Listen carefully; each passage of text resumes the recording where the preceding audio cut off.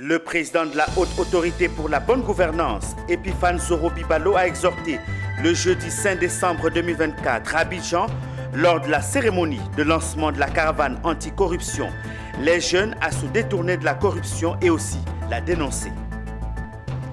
La Côte d'Ivoire choisit pour accueillir les 10e universités de perfectionnement des géomètres francophones en 2025. Un choix qui couronne une participation assidue et remarquable de l'Ordre des géomètres experts de Côte d'Ivoire à la vie de cette organisation. L'amicale des élèves de la filière santé de l'École normale d'administration a organisé à Abidjan un panel, une initiative de la 59e promotion de l'AEFS qui met en lumière les enjeux de l'innovation technologique. Le syndicat national de l'éducation spécialisée de Côte d'Ivoire tient son assemblée générale ordinaire, une rencontre qui permet de faire le bilan moral du secrétariat général avant le prochain congrès. Chers téléspectateurs, merci une fois de plus d'être fidèles à ce rendez-vous de l'actualité sur la chaîne panafricaine. Merci de choisir Business 24 pour vous informer. Bienvenue à tous. L'actualité, c'est cette coopération entre la Chine et l'Afrique. L'Institut politique et de relations internationales de Côte d'Ivoire, IPRICI, a organisé des journées scientifiques sur la coopération Chine-Afrique.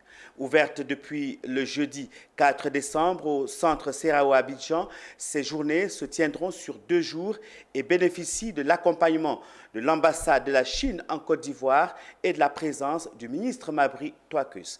Walter Kofi, Christian Guéhi nous font revivre l'ouverture de ces journées dans ce reportage. C'est parti pour 2 jours de réflexion sur les relations sino-africaines traitées au sein du FOCAS, un forum devenu incontournable dans la relation entre le géant asiatique et le continent africain.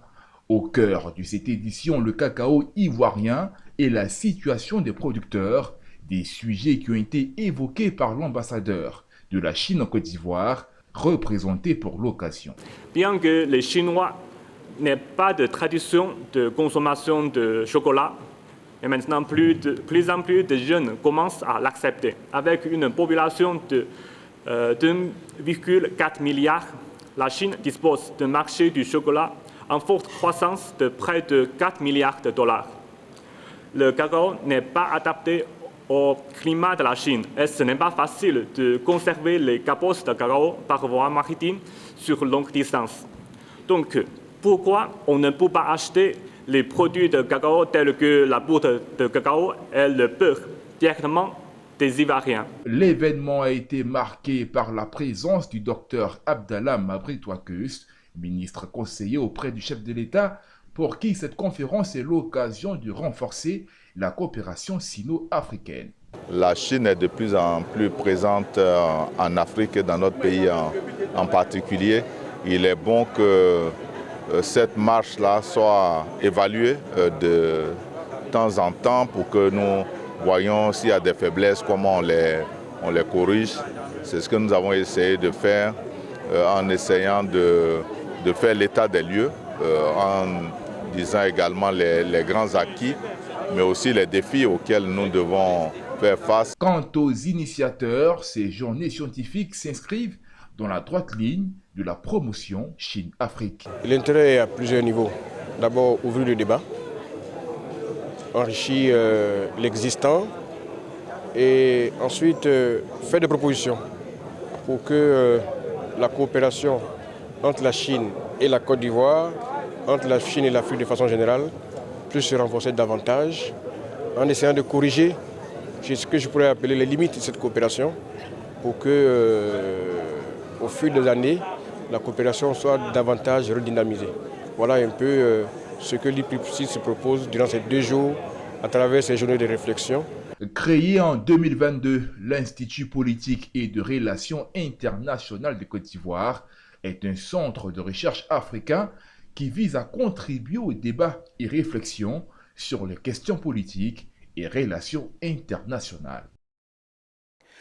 Poursuivons avec la lutte contre la corruption. Quoi de plus normal d'aller en lutte contre la corruption par une sensibilisation? Le président de la Haute Autorité pour la bonne gouvernance a entamé une caravane de sensibilisation sur la lutte contre la corruption et ce en prélude au 9 décembre qui marque la journée mondiale de la lutte contre la corruption. Le top départ a été lancé au lycée classique d'Abidjan. Les détails avec Issa Badini et Richard Akeke.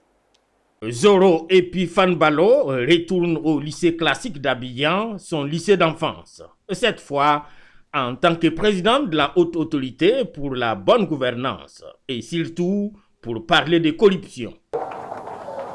Chers amis élèves, chers enfants, c'est sur ces mots que je déclare lancer la caravane anticorruption en milieu scolaire et universitaire. Par cette formule consacrée, le président de la Haute Autorité pour la bonne gouvernance vient de donner le top départ d'une caravane qui va durer 5 jours et sillonnera collèges, lycées et universités, tant en Abidjan qu'à l'intérieur du pays. Dans le cadre de la célébration des Journées internationales de lutte contre la corruption, et le thème international cette année est dédié aux jeunes, s'unir aux jeunes pour lutter contre la corruption, afin de bâtir un avenir intègre. Et nous ne pouvons pas démarrer ces activités sans penser à la jeunesse scolaire et universitaire. Ce sont les leaders de demain. Les jeunes gens, les jeunes filles, élèves et étudiants aujourd'hui sont les leaders de demain. Et il est bien que ces leaders bâtissent leur leadership et leur vision autour des valeurs d'intégrité, autour des valeurs de transparence, autour des valeurs de redevabilité. C'est à ce prix qu'ils peuvent jouer un rôle actif dans le développement de la Côte d'Ivoire de demain. Le lycée classique affirme son engagement à la suite de cette institution à soutenir les actions qui visent à éduquer, à sensibiliser sur les dangers de la corruption en vue du changement de mentalité et contribuer ainsi au développement durable de notre pays. Nous sommes heureux et ravis d'avoir reçu aujourd'hui la caravane anticorruption. Nous saluons l'initiative de Monsieur le Président de la Haute Autorité pour la bonne gouvernance de donner de l'importance aux jeunes dans ce fléau qui est la corruption. En rappel, tous les 9 décembre de chaque année est décrétée Journée mondiale de lutte contre la corruption. Selon les classements de Transparency International sur l'indice de perception de la corruption de 2023, la Côte d'Ivoire est classée 87e sur 180 contre 99e l'année d'avant. Cette caravane vise donc à améliorer les stats. Je vous l'annonçais en titre, la Côte d'Ivoire choisie pour accueillir les 10e universités de perfectionnement des géomètres francophones en 2025 par la FGF. Un choix qui couronne une participation assidue et remarquable de l'Ordre des géomètres experts de Côte d'Ivoire à la vie de ces organisations internationales. Après une participation très honorable à la dernière édition du 27 au 29 novembre 2024 à Kigali au Rwanda, le président de l'Ordre des géomètres experts de Côte d'Ivoire présente devant nos reporters les bonnes nouvelles venues de Kigali. Il a également évoqué les enjeux et les attentes de la Côte d'Ivoire par rapport à ce rendez-vous de 2025 de la FGF. L'Ordre des géomètres experts de Côte d'Ivoire a pris une part très active à la 9e université de perfectionnement des géomètres francophones à Kigali au Rwanda du 26 au 29 novembre 2024. Conduite par son président, Kwamelon Aoulou Joseph, l'Ordre des géomètres experts de Côte d'Ivoire a pris une part active aux différents travaux de la session. Une session qui a passé en revue les exigences du métier, le partage d'expériences et les nouvelles problématiques du foncier. C'était une université d'apprentissage, de partage d'expériences, de réseautage et de tourisme d'affaires. Voilà un peu l'objectif des universités d'été initiées chaque année par la Fédération francophone des géomètres experts. Ce qu'il faut surtout retenir de cette 9e session, C'est la candidature acceptée de la Côte d'Ivoire pour l'organisation de la prochaine université de perfectionnement des géomètres francophones en 2025. Un rendez-vous aux grands enjeux pour la Côte d'Ivoire. Depuis les assises de la Fédération internationale des géomètres à Accra, la Côte d'Ivoire a candidaté et à Kigali, ce fut de manière unanime que tous les confrères des autres pays ont bien voulu confier l'organisation des 10e universités à la Côte d'Ivoire. Donc pour nous, aujourd'hui, c'est l'occasion d'annoncer que notre pays, la Côte d'Ivoire, va accueillir les 10e universités de perfectionnement des géomètres de la Fédération des géomètres francophones à Abidjan. Le rendez-vous de la Fédération des géomètres francophones en septembre 2025 en terre ivoirienne portera sur le thème « Les solutions spatiales au service de la planification et du développement durable des territoires ». Abidjan, à la mi-septembre 2025, sera donc le carrefour mondial de la réflexion sur les enjeux de la technologie, du spatial et du foncier. Poursuivons avec la promotion de la santé au travail. Sous l'impulsion de l'Association des femmes de la nouvelle parfumerie Gandour et le soutien de la Direction générale, les mois d'octobre et novembre au sein de la parfumerie ont été marqués par des campagnes de sensibilisation et dépistage contre le cancer du sein et du col de l'utérus et contre le cancer de la prostate. Une série d'activités en faveur du personnel qui a pris fin le samedi 30 novembre par une marche collective suivie d'une séance de fitness. Cette apothéose a rassemblé employés et dirigeants de la nouvelle parfumerie Gandour autour d'un objectif commun: promouvoir la prévention et le bien-être au sein de l'entreprise. Konena Nourgo nous en parle.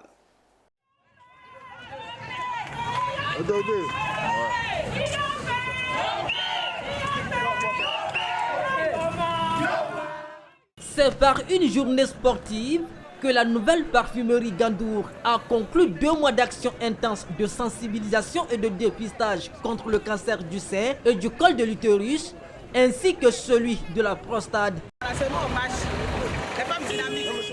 Le samedi 30 novembre, employés et responsables de l'entreprise ont participé à une marche collective suivie d'une séance de fitness au camp de la brigade anti-émeute. Ces activités font suite à 2 campagnes majeures. Octobre rose pour les femmes de l'entreprise, avec des dépistages du cancer du sein et du col de l'utérus, et Novembre bleu, offrant des consultations gratuites aux hommes.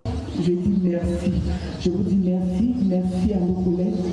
Merci à la nouvelle parfumerie Gandour, à son DG, à son DGA, à tout le personnel, à l'administration, à tous les directeurs et chefs de service qui ont soutenu cet événement. Mesdames, c'est notre journée.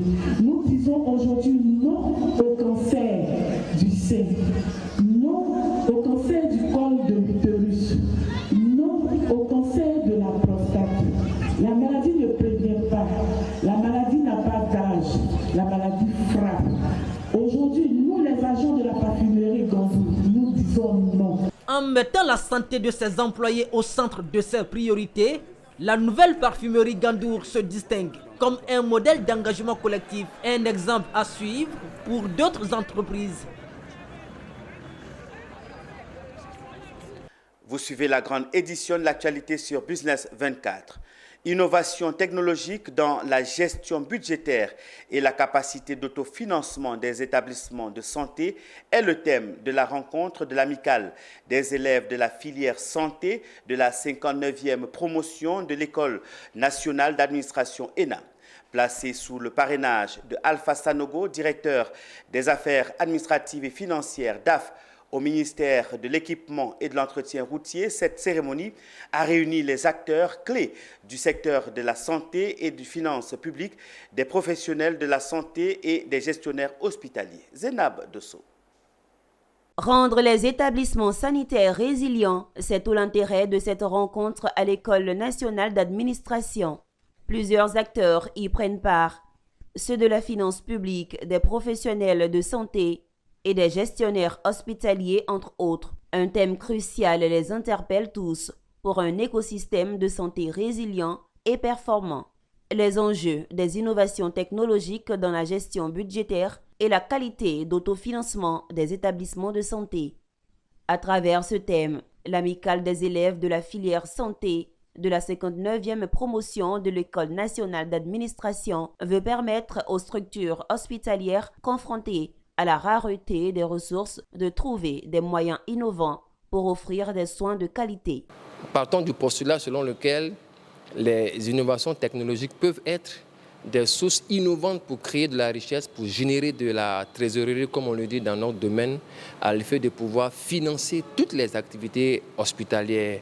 Parce qu'aujourd'hui, on ne va pas, je voudrais dire, forcément attendre en tant que gestionnaire tout le budget général de l'État pour pouvoir apporter des solutions à l'ensemble de la population. Je tiens à remercier la direction générale de l'ENA pour l'opportunité qu'il nous offre en tant qu'ancien de venir partager des moments d'échange et de partager notre expérience avec nos jeunes frères.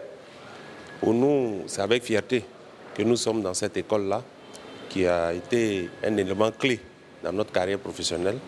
Il faut dire qu'aujourd'hui, nous avons partagé le peu d'expérience que nous avons avec nos jeunes frères pour les mettre en route, disons pour ceux qui finissent, pour qu'ils apprennent un peu ce qui les attend dans le milieu du travail. Plusieurs panélistes et experts du domaine étaient présents pour soutenir et apporter leur contribution. Certains, dans le contexte de la réforme hospitalière actuelle, pour les futurs acteurs de santé que sont nos élèves actuels qui sont à l'ENA. Donc c'est avec beaucoup de plaisir que j'ai eu à développer ce thème-là et à leur faire comprendre justement que l'État organise ces formations à l'ENA pour leur donner les outils qu'il faut pour pouvoir gérer de manière efficiente. Ce panel, organisé par l'amicale des élèves de la filière santé de la 59e promotion de l'École nationale d'administration, s'est voulu riche en enseignements. La journée s'est terminée par un geste symbolique, la remise de matériel médical au centre de santé de l'ENA, un don offert par le parrain Alpha Sanogo. Une autre rencontre, c'est celle du SINADECI qui tient son assemblée générale extraordinaire. Le syndicat national de l'éducation spécialisé de Côte d'Ivoire a réuni ses membres le week-end dernier. Une rencontre qui a permis de faire le bilan moral du secrétariat général avant le prochain congrès. Par ailleurs, ce moment a été l'occasion de rendre un hommage mérité et appuyé aux éducateurs spécialisés pour leur dévouement au service de la profession, nous dit Anja Sémian. C'est une assemblée générale extraordinaire convoquée par le secrétariat général de la SINADECI en vue de faire le point des activités. Après 2 mandats bien remplis au service des éducateurs spécialisés, le bureau exécutif national juge le bilan moral de sa mandature satisfaisant. C'est une assemblée générale extraordinaire qui intervient, n'est-ce pas, à la fin de l'année. Donc, moment de bilan pour passer en revue toutes les activités qui ont été menées et rendre compte à la base qui a bien voulu mettre sa confiance en notre modeste personne. Donc, les membres, à l'unanimité, ont encore exprimé leur satisfaction à l'endroit de ce bureau-là et comptent renouveler en tout cas leur confiance à ce bureau. L'un des temps forts de cette assise, c'est la remise de médailles et de certificats traduisant la reconnaissance aux éducateurs spécialisés pour leur engagement au service de la profession.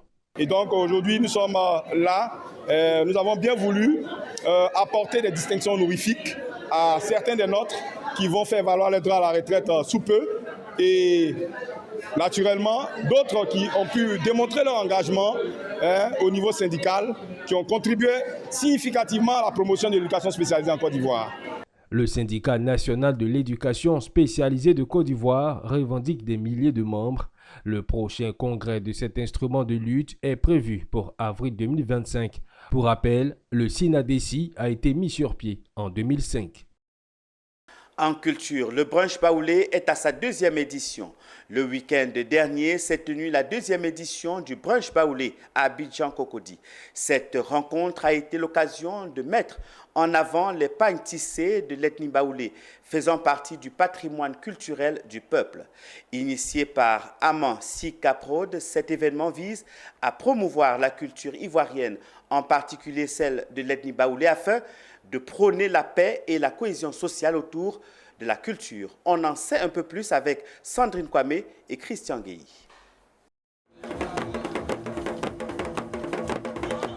Ambiance tam-tam parleur, danse goli comme un appel à un retour à la source et entrée majestueuse des femmes comme un rappel à l'histoire de la reine baoulé à Blapokou. Le peuple baoulé s'est donné rendez-vous pour la 2e fois autour de ce déjeuner pris en début d'après-midi en l'honneur des ressortissants du peuple baoulé. Pour cette 2e édition du brunch baoulé, les participants ont respecté le dress code vestimentaire imposé par les initiateurs du brunch, qui est la valorisation des pagnes tissées baoulé. Le brunch baoulé, c'est la convivialité, c'est le partage. Il y a la nourriture baoulé qui est mise en avant. Et on valorise la culture à travers nos mets et notre tenue. Les perspectives à venir, c'est de toucher tous les gros sponsors à vraiment nous soutenir pour pouvoir faire la prochaine édition. On veut véhiculer un message, c'est-à-dire que vendre notre culture à travers les tenues, à travers la nourriture, la musique. Ce rassemblement autour des différents mets atypiques du peuple baoulé, les stands d'exposition et même la décoration du site rappellent ici l'identité culturelle du peuple baoulé. C'est avec joie et honneur que je me trouve ce soir à cette cérémonie qui valorise notre culture. Seule la culture, notre culture, peut nous revaloriser. Les différents artistes chanteurs qui valorisent la culture du peuple baoulé y étaient présents et ont enchanté le public par leurs prestations. C'est vraiment une très belle initiative de la part de DJ Amlan pour vraiment faire la fête, échanger. Cette symbiose-là, en fait, ça ne se crée pas tout le temps. Et il a fallu mettre tout le monde ensemble, ça n'a pas été facile pour elle. Et je tenais à la féliciter. Alors, pour ceux qui n'ont pas pu être là à la 1re édition ni à la 2e édition, nous vous invitons à la 3e édition. Pour rappel, le brunch baoulé est une initiative de Amlan Sikaprod qui entend, à travers la valorisation de la culture baoulé, de promouvoir ainsi la cohésion sociale du peuple. L'actualité dans nos régions à présent. À Bouaké, le CNLC lutte contre la contrefaçon. Dans la droite ligne de ses missions de protection des droits de propriété intellectuelle et de sauvegarde de la santé publique, le Comité national de lutte contre la contrefaçon mobilise les agents des forces de l'ordre de Bouaké pour lancer le combat contre ce phénomène. Il s'agit d'une tournée de sensibilisation du CNLC en vue de renforcer leur capacité à l'effet de mieux mener le combat contre la contrefaçon dans la région de Bouaké. Une séance de renforcement des capacités à laquelle a participé Emmanuel Bonzo, notre correspondant dans la région. C'est un renforcement des capacités des agents de force de l'ordre pour leur offrir les outils indispensables à la lutte contre la contrefaçon. Cela pour leur permettre de mener à bien le combat aux côtés du Comité national de lutte contre la contrefaçon. Il s'agit surtout de doper leurs compétences et connaissances sur la différence à observer entre des produits contrefaisants et des produits authentiques et sécurisés. Puisque tous ceux qui vont lutter contre la contrefaçon, ce sont les forces de l'ordre, ce sont tous les organes qui sont commis par l'État pour le faire. Mais compte tenu du fait que les éléments sur lesquels nous travaillons ne sont pas des éléments que nous possédons, nous sommes à les titulaires de droits, les propriétaires de ces marchandises, pour qu'à chaque fois, ils nous montrent les spécificités qui vont faire la différence entre le produit original et le produit contrefait. L'autre aspect, c'est d'aller vers la population pour rencontrer nos parents, pour rencontrer les commerçants, pour rencontrer les vendeurs, pour rencontrer les autorités, pour leur dire que nous sommes là avec vous, à côté de vous, nous puissions être engagés, lutter pour extirper de la société la contrefaçon. Les produits contrefaisants représentent de réels dangers pour les consommateurs et aussi pour les propriétaires de marques. Cette séance est donc en droite ligne avec le projet Stop Contrefaçon, dont le volet formation et sensibilisation est destiné aux acteurs de la lutte et également aux populations. Nous travaillons en collaboration avec le CNLC et toutes les autres structures comme la douane, le ministère du Commerce, la police, la gendarmerie pour leur donner les informations suffisantes pour que ces partenaires que nous appelons les partenaires traditionnels nous aident à identifier déjà les produits qui sont les vrais des faux. La contrefaçon est un fléau mondial occasionnant d'énormes pertes financières pour les pays dont la Côte d'Ivoire. Dans le cadre du projet Stop Contrefaçon porté par le CNLC, les phases formation et sensibilisation précèdent celles répressives afin de limiter la circulation de produits contrefaisants à Boaké et Korogo. À Boundiali, ce sont les transporteurs qui initient une séance de prière. Les transporteurs de la Bagoué ont décidé le dimanche 17 novembre 2024 de réunir tous les imams de la région pour prier et faire des sacrifices pour la Côte d'Ivoire, pour le gouvernement ivoirien, les transporteurs du pays en général et ceux de la Bagoué en particulier. Marraine de cette cérémonie à laquelle a pris part notre correspondant Daouda Ouattara, le député maire de Boundiali, le professeur Mariatou Kone. Cette journée de prière et de sacrifice a réuni tous les imams de la Bagoué à Boundiali, initiée par le Haut Conseil du patronat des entreprises de transport routier de Boundiali, afin de prier non seulement pour impacter leur profession, mais pour toute la Côte d'Ivoire, les transporteurs de Côte d'Ivoire en général et en particulier ceux de Boundiali. Prier beaucoup et faire beaucoup de sacrifices, non seulement pour la Côte d'Ivoire, pour toute la Côte d'Ivoire et le gouvernement ivoirien et les transporteurs, tous les transporteurs de Côte d'Ivoire, plus précisément les transporteurs de Boundiali. De stabilité, de croissance économique qui impacte la vie de nos populations. Celui qui est à la base de tout ça mérite que les transporteurs lui apportent tout son soutien. C'est pour cela que, Madame la ministre, nous voulons vous prendre comme témoin. Et nous voulons passer par vous pour que vous transmettez au premier des Ivoiriens aujourd'hui, son Excellence M. Alassane Ouattara, toute la reconnaissance des transporteurs. En sa qualité de marraine, le député maire de Boundiali s'est réjoui de l'initiative avant de saluer le collectif des transporteurs.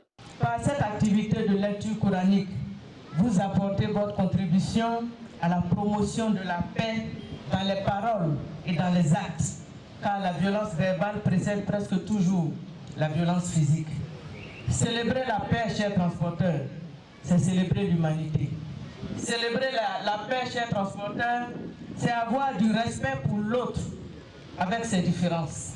Célébrer la paix, chers transporteurs, c'est faire preuve de tolérance dans ses propos, dans ses attitudes et dans ses comportements envers l'autre qui pense et qui agit, qui croit différemment. Elle a offert plusieurs courants aux imams de la région de la Bagoué et des kits scolaires aux écoles confessionnelles. Elle les a par ailleurs exhortés d'enseigner le programme officiel aux enfants. Voilà qui met un terme à cette nouvelle édition de l'actualité sur Business 24. Merci de nous avoir suivis. Merci d'honorer ce rendez-vous de l'actualité. Prochain rendez-vous dans nos prochaines éditions. Au revoir et à très bientôt.